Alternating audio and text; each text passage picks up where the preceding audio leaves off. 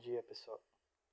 Muitos religiosos eles usam um argumento de que Jesus ele ensinava no templo para tentar defender a ideia de que eu ainda preciso ir pro templo religioso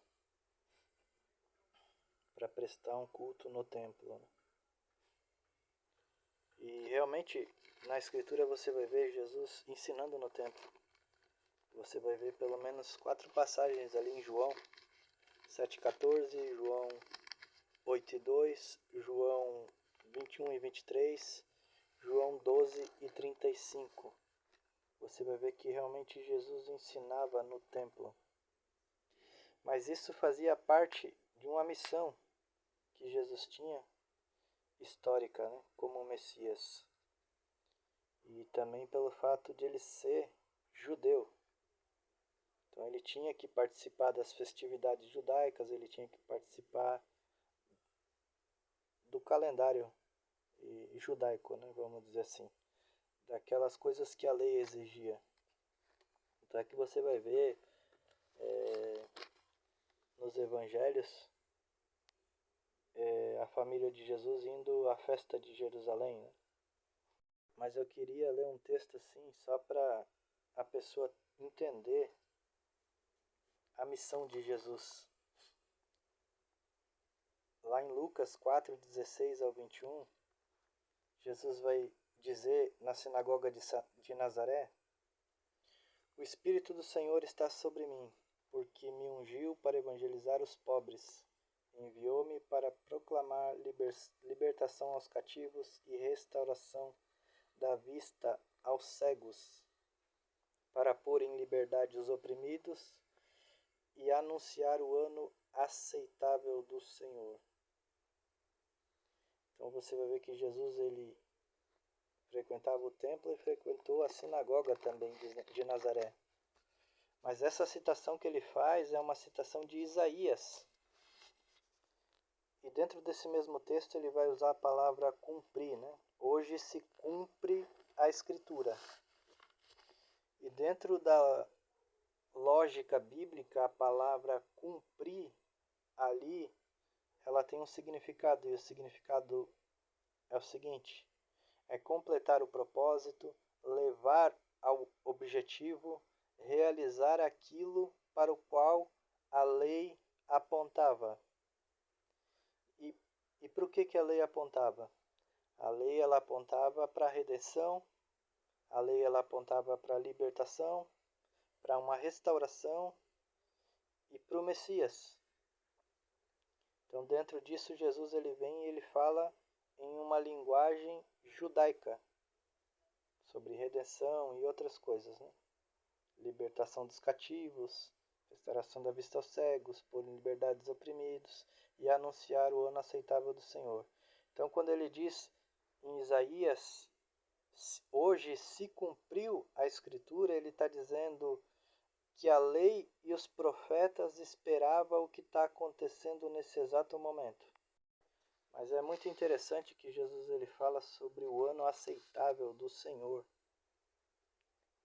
E aqui ele está fazendo uma citação de Isaías 61:2.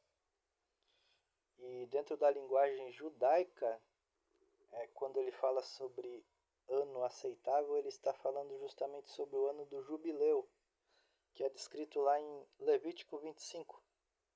No ano de jubileu, escravos hebreus eles eram libertos, dívidas eram canceladas, terras voltavam aos proprietários ali originais e havia um descanso da terra. Isso acontecia a cada 50 anos. Então, era um ano de restauração social que acontecia ali dentro de Israel, era um ano de libertação econômica e um ano de recomeço da nação. E até, inclusive, tem uma palavra ali em hebraico, a palavra em hebraico ali, ela vai ter a ideia de ano de favor, entre aspas, né? Ou ano de graça, também vai ser usado lá a palavra em hebraico.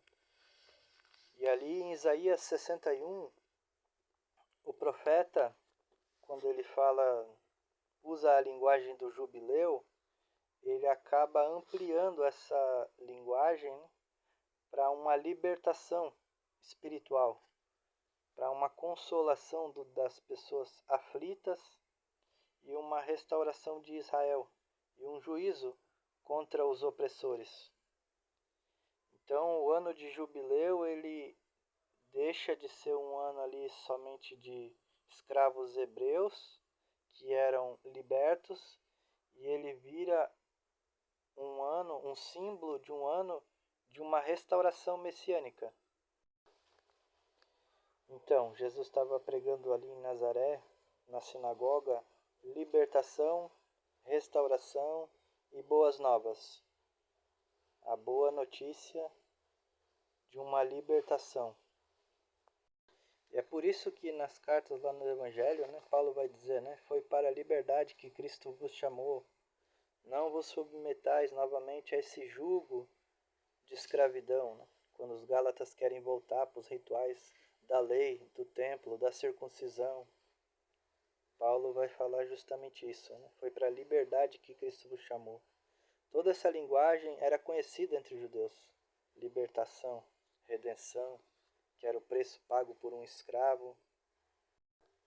Então sim, em outras passagens você vai vendo sim Jesus frequentando o templo, mas você vai ver Jesus denunciando a hipocrisia religiosa.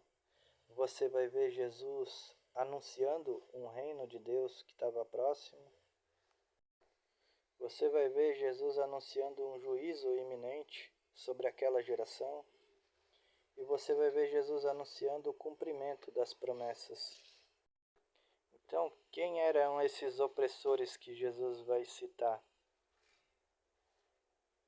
Era justamente o sistema religioso que existia, judaico, que oprimia os pobres. Inclusive já eram denunciados até mesmo pelos profetas,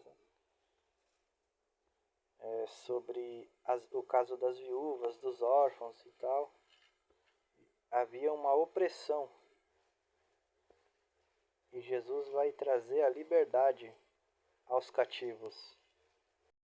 Então, quando a Bíblia fala de liberdade, ela está falando justamente da obrigação de frequentar o templo. Havia uma lei que obrigava as pessoas a ir ao templo, que eles deveriam adorar no lugar que Deus escolhesse. Só que essa lei chegou ao fim.